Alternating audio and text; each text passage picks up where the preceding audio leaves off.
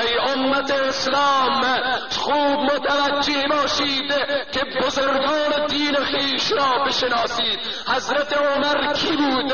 حضرت عمر کسی بود که قرآن می‌فرماید ما کان لنبی ان یکون له اسرا حتی یسخن فی الارض تریدون عرض الدنیا والله یرید الاخره. سبحان الله. حضرت عمر کسی بود که تمام فاتح، تمام کشورهایی که فتح شد در زمان خلافت حضرت عمر، شام و سوریه و بالآخره تا نزدیک فارس و این ایرانی که در کنار ماست و این کشورهای آسیایی همه از برکت حضرت عمر مسلمان شدند. سبحان الله. آیا من و شما علل خصوص باید برادران ایرانی ما باید قدر این نعمت را بدانند، چون امروز از برکت عمر کلمه میگند.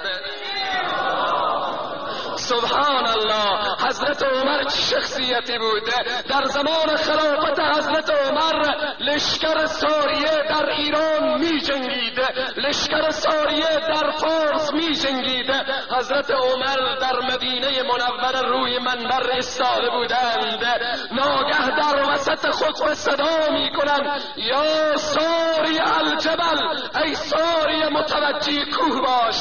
سبحان الله. آیا به دست عمر موبایل بود؟ آیا حضرت عمر پشت اینترنت نشسته بود؟ آیا در پیش روی عمر کدام اسباب و وسایل ظاهری بود؟ سبحان الله. از کرامتهای حضرت عمر همه صحابه تعجب کردند که حضرت عمر چی میگوید یا ساری الجبل. زمانی که لشکر مسلمین سرزمین فارس را فتح کردند و ساریه در مدینه منوره برمیگردد، صحابه میروند ای ساریه ما ندانستیم فلان روز حضرت عمر تو را صدا کرد در وسط خطبه. ساریه چی میگوید؟ میگوید در دامنه‌های کوه فارس ما میجنگیدیم با دشمنان.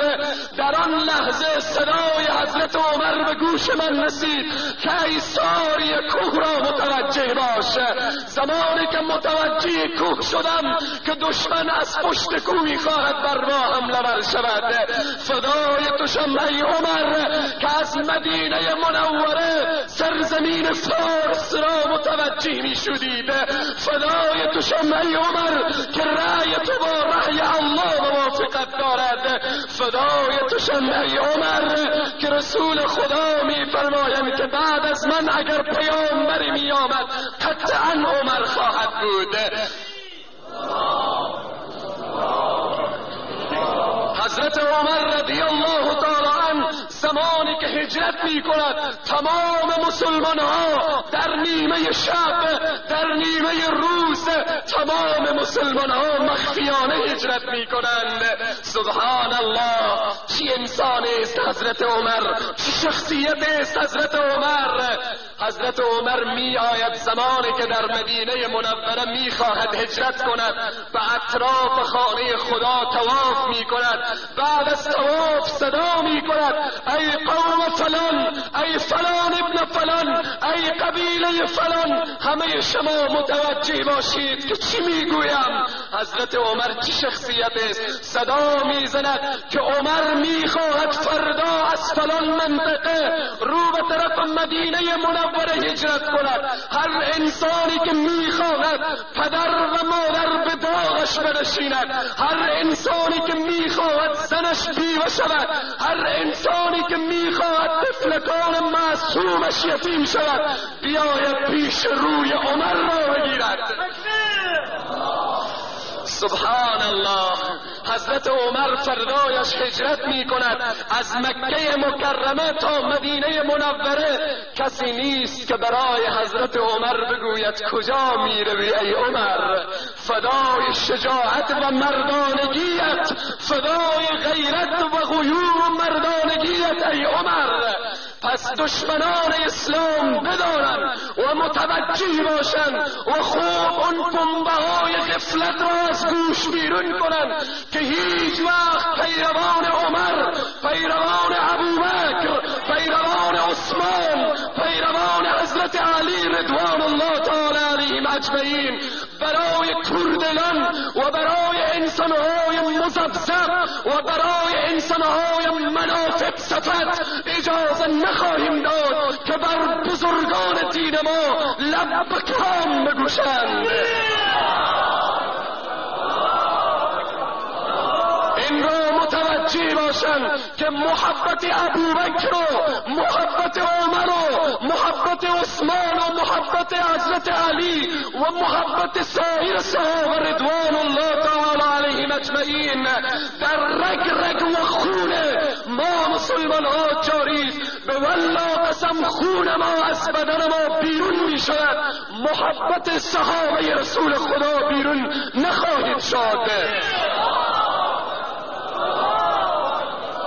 پروردگار عالم برای همه من و شما توفیق بدهد، علل خصوص بر جوانان ما که تا بیدار باشند و هوشیار باشند و متوجه باشند تا اینکه بزرگان دین خود را بشناسند، تا اینکه اون شخصیت هایی که اسلام را عزت دادند، اون شخصیت هایی که بر عالم اسلام عزت بخشیدند، اونها را بشناسند و فریب دشمنان اسلام را نخورند. و همه من و شما باید فردا که روز شهادت حضرت عمر می باشد، اگر در دوکان خود هستیم، در کار و کسبه خیش هستیم، باید به هر لحظه که به یاد ما می آید فقط الحمد ثقل والله بر روح رسول خدا که چنین شاگردانی را تربیت کرده و بر روح تمام صحابه، علل خصوص بر روح فاروق اعظم